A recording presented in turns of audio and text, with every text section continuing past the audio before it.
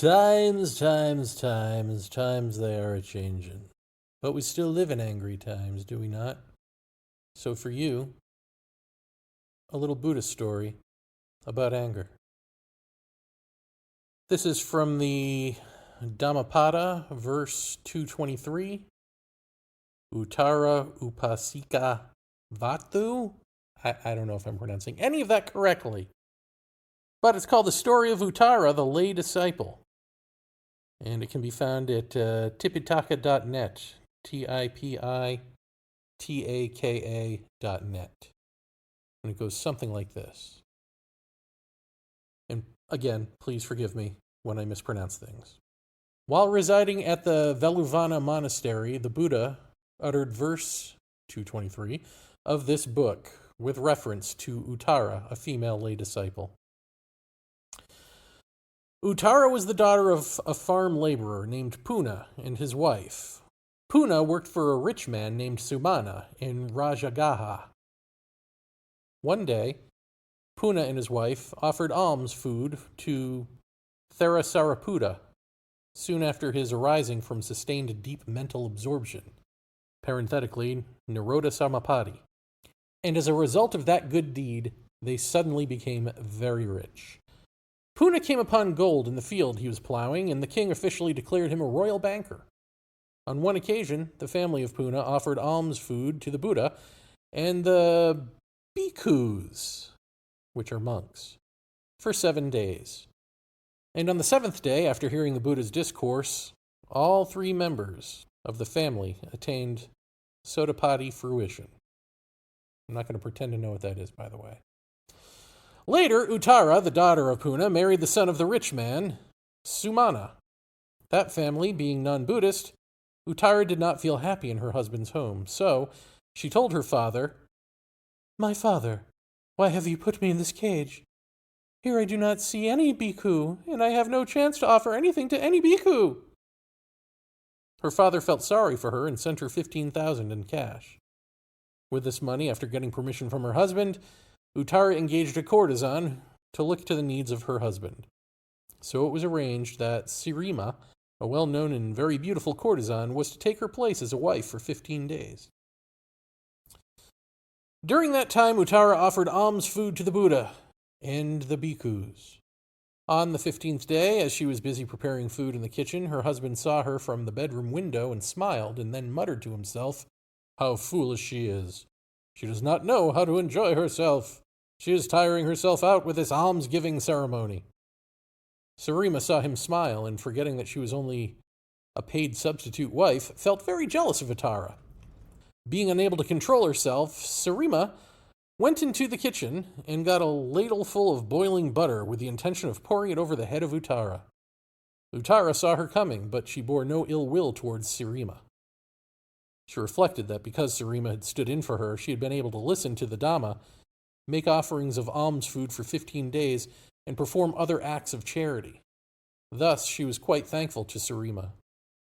Suddenly, she realized that Sarima had come very close to her and was going to pour boiling hot water over her, so she made this asseveration. "If I bear any ill will towards Sarima, may this boiling hot butter burn me. If I have no ill will towards her, may it not burn me." As Uttara had no ill will towards Sarima, the boiling butter poured over her head by Sarima was just like cold water. Then Sarima thought the butter must have gone cold, and as she went for another ladle full of boiling butter, the attendants of Uttara fell upon her and beat her hard. Uttara stopped her attendants and instructed them to rub Sarima with medicinal ointment. God, this whole story sounds crazy. Why am I reading this? Anyway. Then Sarima remembered her true position, and she regretted that she had done wrong to Uttara and asked Uttara to forgive her. To her, Uttara replied, "I have my father. I shall ask him whether I should accept your apology." Sarima then said she would readily go and apologize to the rich man, the father of Uttara. Uttara then explained to Sarima, "Sarima, when I said my father, I did not really mean my father who had brought me into this round of rebirths. I was referring to my father, the Buddha, who had helped me break the chain of rebirths, who had taught me the Dhamma, the noble truths." Sarima then expressed her wish to see the Buddha. So it was arranged that Sarima should offer alms food to the Buddha and the bhikkhus on the following day at the house of Uttara. After the meal, the Buddha was told everything that had happened between Sarima and Uttara. Sarima then owned up that she had done wrong to Uttara and entreated the Buddha that she should be forgiven, for otherwise Uttara would not forgive her. The Buddha then asked Uttara how she felt in her mind when Sarima poured boiling water on her head, and Uttara answered, "Venerable sir, because I owe so much to Sarima, I had resolved not to lose my temper, not to bear any ill will toward her. I sent forth my love towards her." The Buddha then said, well done, Uttara." Yeah, that's my Buddha. You're welcome. Well done, Uttara. By not bearing any ill will, you have been able to conquer one who has done you wrong through hate. By not abusing, you should conquer one who abuses you. By being generous, you should conquer one who is stingy. By speaking the truth, you should conquer one who tells lies. Then the Buddha spoke in verse as follows. Verse 223, conquer the angry one by not getting angry, i.e. by loving. At the end of the discourse, Sarima and 500 ladies attains Sotapati fruition. And I, Jeremy Vaeni, still have no idea what that means. So, okay, that's one way to handle anger. You're basically saying, if you don't have any ill will, then people doing ill will toward you can't really do ill will to you. Fine. I wonder, if we go back in time, prior to the Buddha, what would we find about anger? Let's go back to, the Hindus. Let's see what they had to say. This is an excerpt from 5 shlokas from the Bhagavad Gita that help control anger, which is an article to be found in the Times of India.indiatimes.com, where I read, Chapter 2, Shloka 63 translates to, quote, from anger comes delusion, and from delusion there is confusion of memory, and then there is loss of reason. From that there is complete ruin. And Chapter 16, Shloka 2 of the Bhagavad Gita translates to, quote, nonviolence, truthfulness, absence of anger, renunciation, tranquility, absence of fault-finding, compassion towards all beings, absence of greed, gentleness, modesty, and absence of fickleness are the qualities of divine-natured humans. Okay, that's nice. What if we fast forward in time by, I don't know, is it hundreds of years, thousands of years? Who knows? Time, what is time when you live in the now, huh? Let's go to Jesus. Actually, no, let's go to the Old Testament. What does the Old Testament have to say? This is from BibleStudyTools.com. Psalms 37, 8-9, or 8-9. We're going to read both, 8 and 9. 8 is, refrain from anger and turn from wrath. Do not fret, it leads only to evil. And 9, for those who are evil will be destroyed, but those who hope in the Lord will inherit the land. Okay? And then what did Jesus have to say? Let's go to BibleGateway.com. Matthew 5:21-23. Quote, you have heard that it was said to your ancestors, never murder. Whoever murders will answer for it in court. But I can guarantee that whoever is angry with another believer will answer for it in court. Whoever calls another believer an insult name will answer for it in the highest court. Whoever calls another believer a fool will answer for it in hellfire. All right. I don't know, was that Jesus or was that Matthew as Jesus? Matthew saying, what do you think? I don't know. But here's Jesus' brother James. He even had some words about anger. Going back to BibleStudyTools.com, we read James 4, 1-2. What causes fights and quarrels among you? Don't they come from your desires that battle within you? You desire but do not have, so you kill. You covet but you cannot get what you want, so you quarrel and fight. Yet you do not have because you do not ask God. And just to be fair, let's compare this to Mormonism's Jesus-y reboot, the American Jesus, or at least American Jesus' endorsed take on anger by Mormons.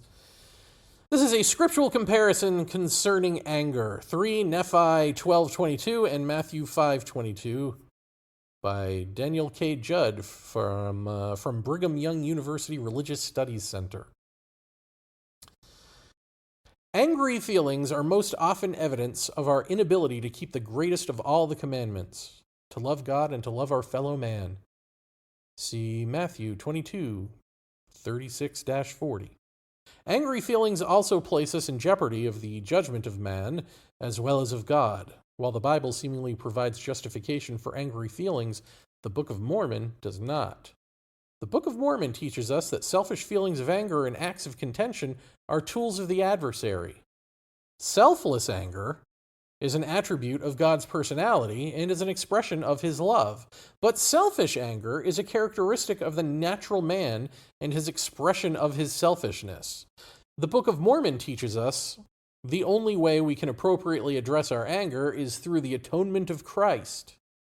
King Benjamin taught, quote, "For the natural man is an enemy to God, and has been from the fall of Adam, and will be forever and ever, unless he yields to the enticings of the Holy Spirit, and putteth off the natural man, and becometh a saint through the atonement of Christ the Lord, and becometh as a child, submissive, meek, humble, patient, full of love, willing to submit to all things which the Lord seeth fit to inflict upon him, even as a child doth submit to his father."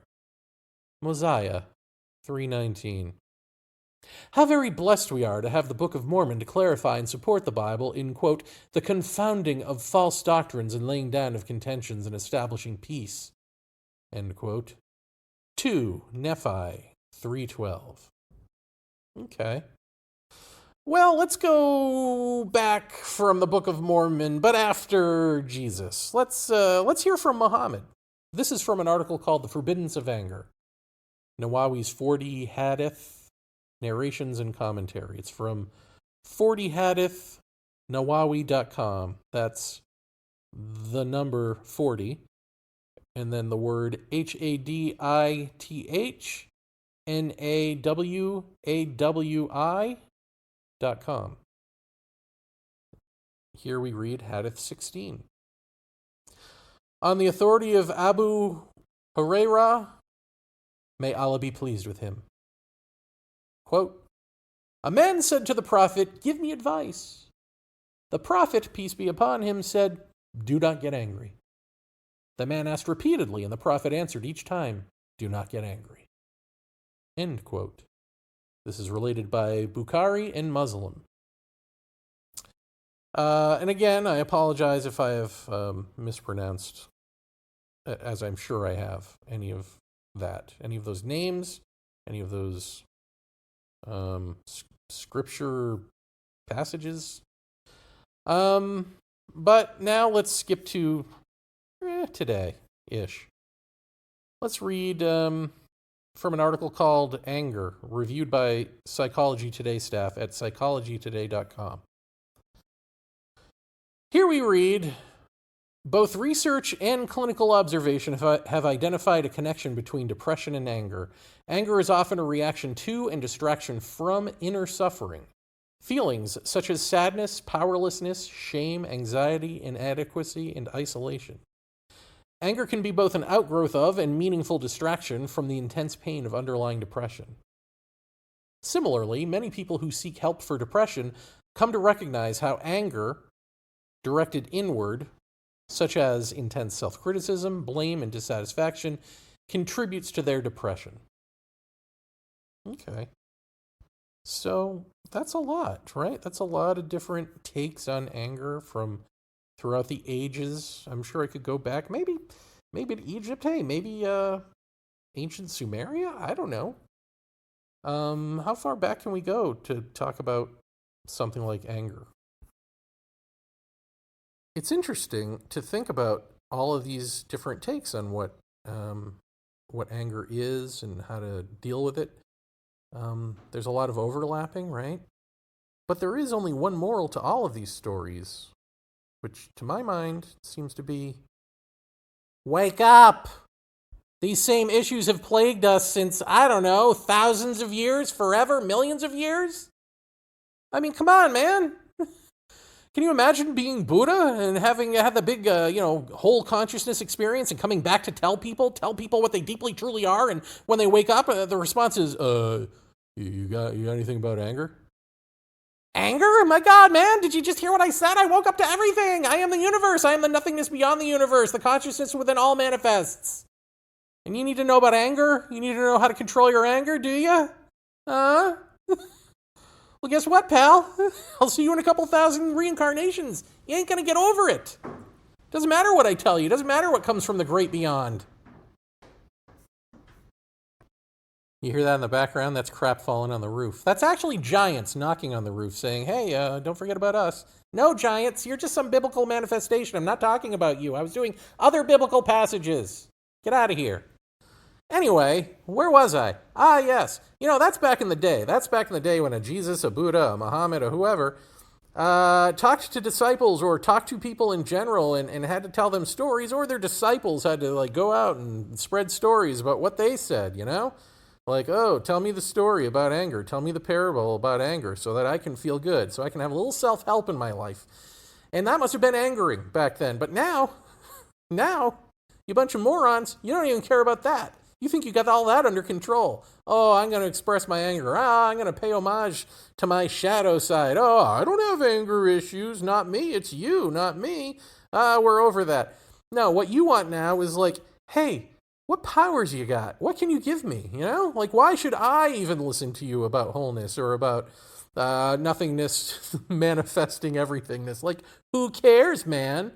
Right? What's my meaning? What's my purpose? What's my journey? I, me, mine. I, me, mine. When can I be you? Oh, no. I already am you. I just heard what you had to say, and now I've internalized it. Now I've come up with my own parable, my own story. It's called me. It's called I, me, mine. John Lennon wrote a little song called I, me, mine. Maybe it was the entire Beatles. I don't know. But, I, me, mine. And it goes like this. I, me, mine. It's a haiku. It's short. It's also a cone. Shorter. But the fact is, there's no really getting angry at that. There was another Buddha story where the gist is, he goes to a town. The town's like, why should we listen to you? Who cares? You suck. Tuh. They spit on him. And then the Buddha's like, hey. And he has a rational conversation with them. And he's like, you ever give somebody anything? And they're like, yeah, we give people stuff all the time. Why, Buddha? They take a time out from their angry mob mentality to have this rational conversation. They put down the pitchforks and the knives. And Buddha's like, yeah, so have you ever tried to give someone something and then they didn't accept it? And they're like, yeah. And he's like, okay, well, who owns it? And they're like, well, I do, I guess. Goes back to me if they don't want it. And he's like, yeah, that's right. So every time you insult me, I don't accept it. I don't care. So it's yours. So you're only hurting you. You're only insulting you. The insults are for you. Because truly, if you can't hurt me with your insults, you're going to have negative feelings about that because you're not getting what you want, which is to hurt me. So you're only hurting you. So stop insulting people. Stop being angry. Your anger only hurts you. Because it can't hurt me. I'm freaking Buddha. All right? And they're like, oh, wow, yeah, we've really learned a little something here today. Anyway, get out of our town, fool! And then they pitchforked him. No, that didn't happen. So that's clever, right? Do we need these clever stories? Did we ever need these clever stories? Do we always need these clever stories? Why do we need clever stories to tell us about ourselves? To tell us about fundamental factors in our lives? Why are we constantly looking outward for answers to what is internally us? And if the answer is because that guy has a completely different internal experience because he's gotten over the internal crap that comprises me, and I want to know what that is, he can't give that to you. Buddha can't give that to you. I can't give that to you. Nobody can give that to you. We can just reiterate what you are. And you can use that reiteration for self-help purposes, but that just means you go on as you are, modified, but relatively the same. Maybe you have less anger. Maybe you've gotten rid of anger, but you're just going to put your energy into some other anger or some other issue. When what you could do is just see it and just sit with that, and that's it. Like I've been saying all along here. Now, Buddha knows what I know, which is that the odds are you're not going to do that.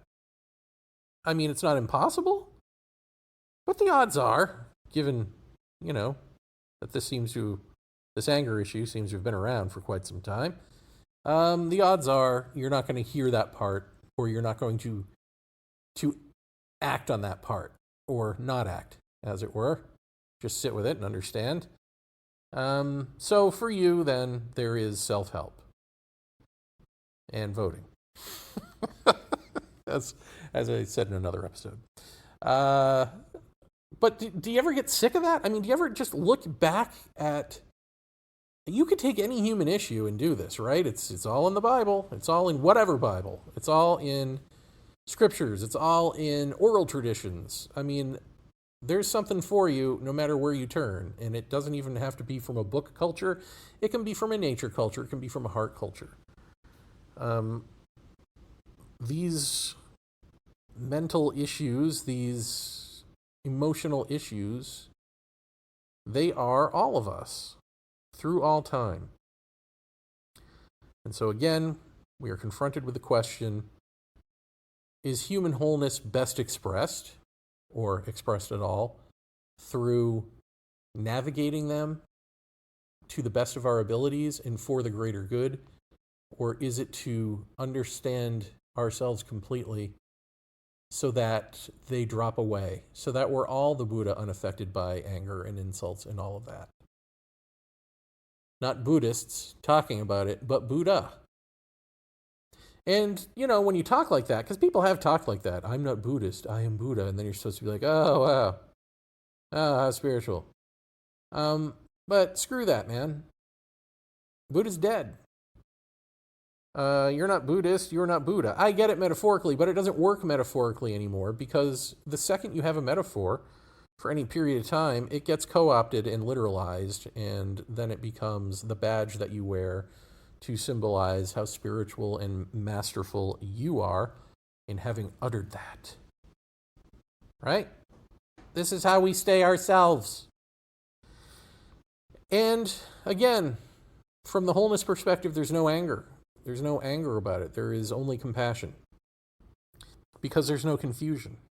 There's no confusion about any of this. There is no question about what wholeness is and what it is not, and should I go down this path or that path? Well, what should I do? That's for you suckers, you saps out there to do. You be on those paths. You do that crap. You gonna keep doing that crap? You gonna keep doing that?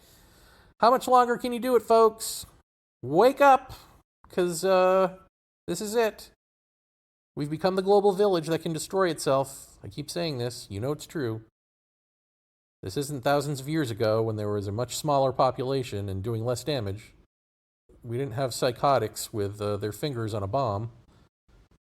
We didn't have giant polluting corporations erasing species from the planet and taking away our ability to eat, breathe, sleep, have a normal state of consciousness without a mind-altering pill, wanting to stuff us into computers and jet our asses off to Mars to be slaves for the oligarchy there. I mean, come on, man. Wake up.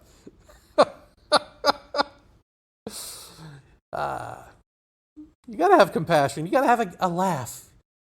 Laughter is, in fact, the conversion method between sorrow and compassion.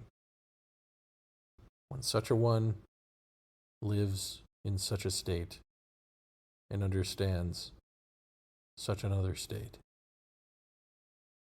And the such you're welcome.